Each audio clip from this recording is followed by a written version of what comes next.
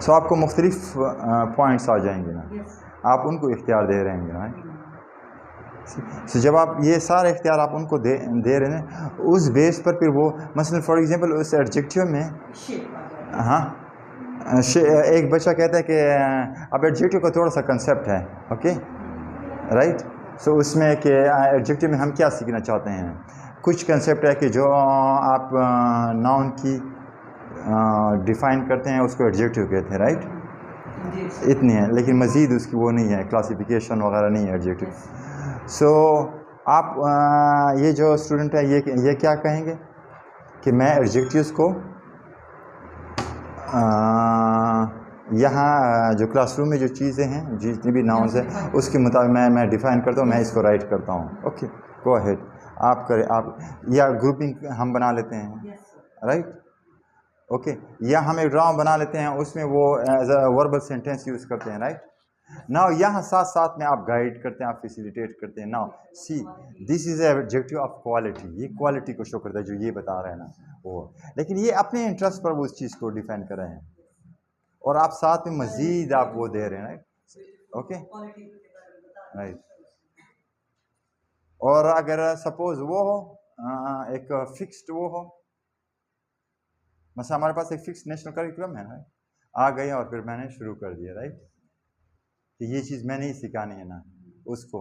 अब उसी एडजेक्टिव को ये अपने मेथड के ज़रिए उसने ज़रा सीख लिया, उसकी क्लासिफिकेशन को इसने अपने हर एक ने अपने तरीके के साथ सीख लिया ना एक्टिविटी। और दूसरा ये देखिए वही SLO तो वही है ना, मैं उठा करके मैं खुद शुरू हो जाता हूँ ना, या मैं ऐसा कर लेता हूँ ना, एक एक्टिविटी कर लेता हूँ ना, उसमें ये जो है इनका इंटरेस्ट उस चीज़ में नहीं है ना, ये लोग लर्न कर लेंगे, वो लोग लर्निंग नहीं कर लेंगे।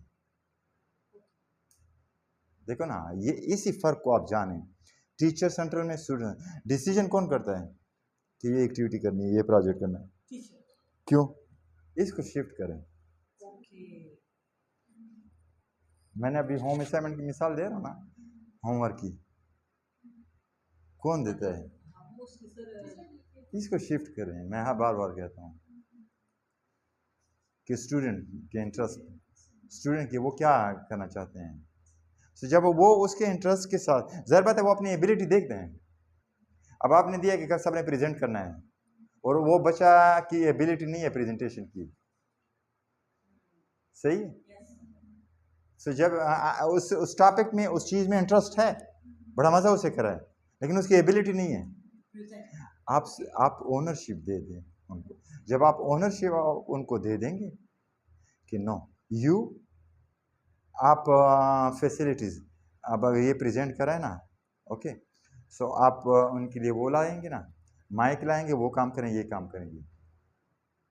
उसने घर में भी उसको रिवाइज किया था और यहाँ भी वो काम करते हुए रिवाइज कर रहा है। उसने प्रेजेंटेशन नहीं किए, लेकिन उसने कर लिए। अगर आप उनसे पूछें, आप समझ में आ गई क्या टाइम हो गया था? हाँ 10-20 हो गए। ओके, हमने एग्जैक्ट ओके, ये अगर हम ये इसकी डिफिनीशन भी हो गई और प्रिंसिपल असूल स्टूडेंट सेंट्रलाइज लर्निंग है कि पर्सनलाइज लर्निंग, ये जो इंटरेस्ट एबिलिटीज है ये किस में होते हैं, पर्सनलाइज्ड लर्निंग। एक हम इंडिविजुअलाइज लर्निंग, एक ये होता है कि आप उस बच्चे को एक एक्स्ट्रा तरीके के साथ ले जाते हैं, ये भी वही पर्सनलाइज में आ जाता है। लेकिन ये जब आप उनको इन चीज़ों के साथ वो करेंगे ना, सो ये पर्सनलाइज लर्निंग हो जाती है, राइट। ये उसका प्रिंसिपल है, क्या है इसके, ये सारा ये डिफाइन हो गया, ये डिफाइन हो गया, और ये प्रिंसिपल्स, ये प्रिंसिपल्स हो गए, राइट, ये 4 प्रिंसिपल्स है, राइट। सो पर्सनलाइज लर्निंग। अच्छा, ये लर्निंग जो होती है स्टूडेंट सेंटर लर्निंग, ये एक्टिव लर्निंग होती है। एक्टिव और पैसिव में फ़र्क है, अपोजिट है। जिस तरह मैं कह रहा हूँ कि जिस तरह अभी आप मुझे क्या कर रहे हैं ना, सुन रहे हैं या वो देख रहे हैं, ये पैसिव लर्निंग हो जाती है, कुछ देर तक रहेगी फिर ये खत्म हो जाएगी। एक्टिव लर्निंग क्या है कि ये जो साथ में राइटिंग है ये कर लिख रही है, बजाय मैं लिख रहा हूँ, सही है। और कुछ चीज़ों की जो डिफिनीशन है या कोई चीज़ है वो मैं इससे इनसे पूछ रहा हूँ। ओके, और यहाँ पर हम एक्टिविटी कर रहे हैं, उसमें मैं आपको इंगेज कर रहा हूँ। सो ये क्या है, ये एक्टिव लर्निंग हो गई, एक्टिव लर्निंग। लेकिन अभी जो जिस मॉडल में मैं खड़ा हूँ वो खड़ा हूँ, ये क्या है, ये पैसिव लर्निंग है। आप लोगों का इसमें अमल दखल क्या है, नहीं है। अभी अगर हम करते कि आपका अमल दखल होता, हम क्या करते हैं, आज हम स्टूडेंट सेंटर लर्निंग के बारे में सीखना चाहते हैं। आप क्या सीखेंगे स्टूडेंट सेंटर लर्निंग में, बताएं क्या सीखना चाहते हैं। एक नया टॉपिक आपके पास आ गया। हाँ, ओके, ये मैं आपको एक टॉपिक देता हूँ, डिप्रिसिएशन कास्ट के बारे में आज हमने पढ़ना है, डिप्रिसिएशन कास्ट के बारे में। ओके, सो क्या सीखना चाहते हैं डिप्रिसिएशन कास्ट में।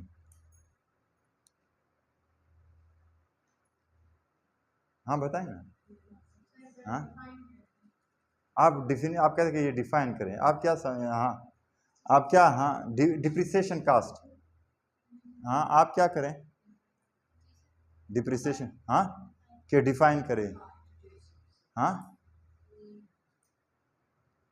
आपके जहन में क्या आ रहा है, क्या है ये,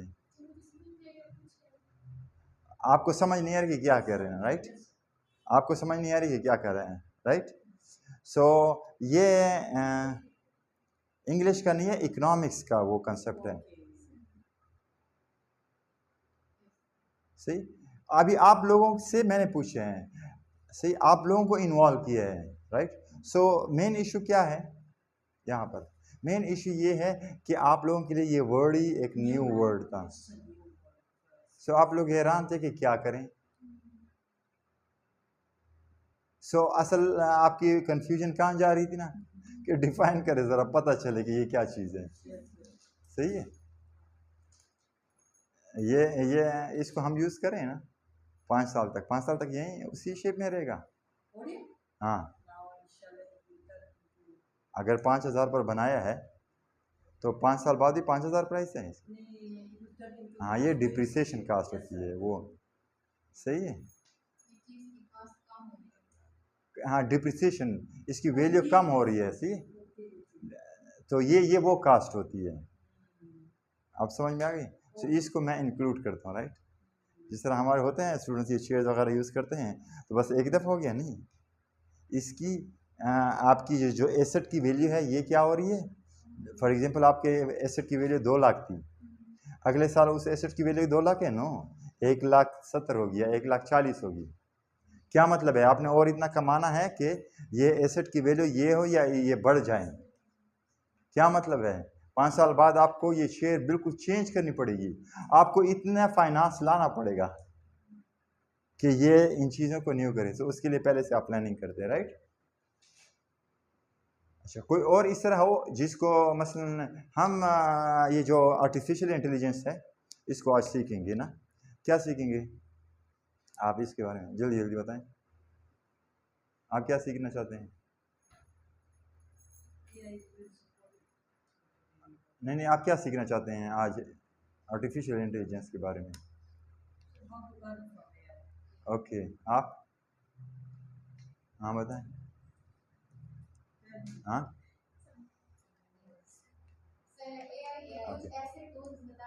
ओके, वेरी गुड, अच्छा वेरी गुड। ये जो है इनको डिफिनीशन की समझ नहीं आ रही, आर्टिफिशियल इंटेलिजेंस क्या है, आप समझ में आ गई ना। इनको मालूम है आर्टिफिशियल इंटेलिजेंस क्या है।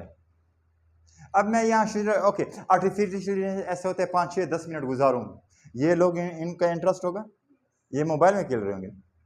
हाँ, आप लोगों का कोई, आप एक्टिव होंगे या पैसिव हो जाएंगे, पैसिव हो जाएंगे, क्यों, आपको इंटरेस्ट ही नहीं है उस चीज़ में। एक्टिव कौन होंगे मेरे साथ, वो लोग जिनका इंटरेस्ट है इस चीज़ में कि इस चीज़ को हम सीख लें। अभी मैं कह रहा हूँ कि आपने क्या कहता है कि आर्टिफिशियल इंटेलिजेंस, मैं अर्निंग पर शुरू हो जाता हूँ, आपको अर्निंग से कोई लेना देना नहीं है, आप पैसिव स्टूडेंट हो गए मेरे, एक्टिव ये हो गया।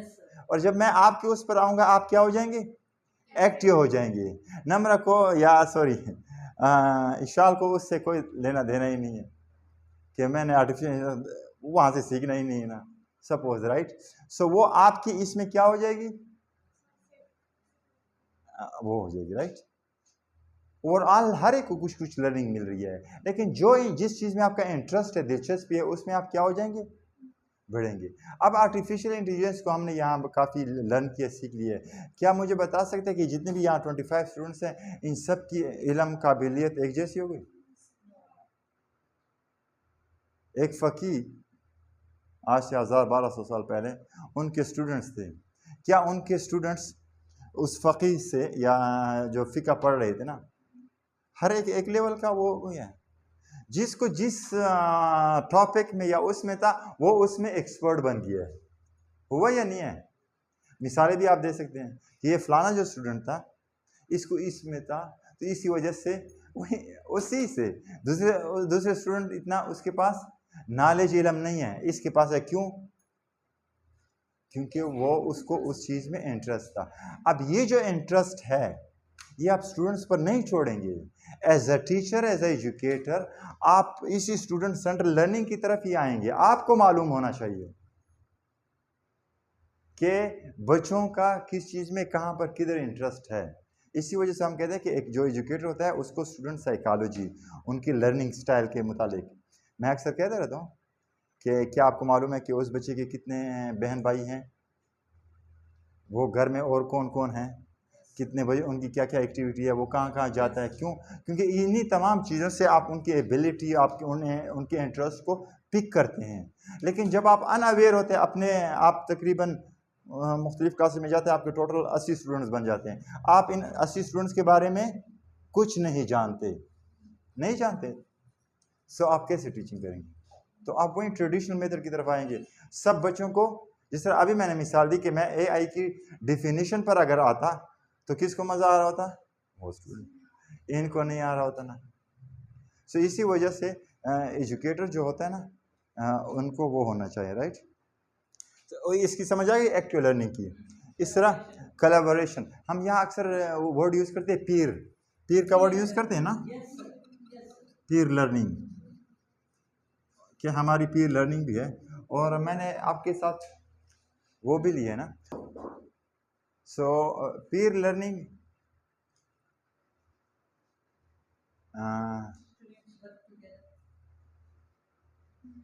थोड़ा सा फ्यूज करें इसको, फिर वहीं से स्टार्ट हो जाता है।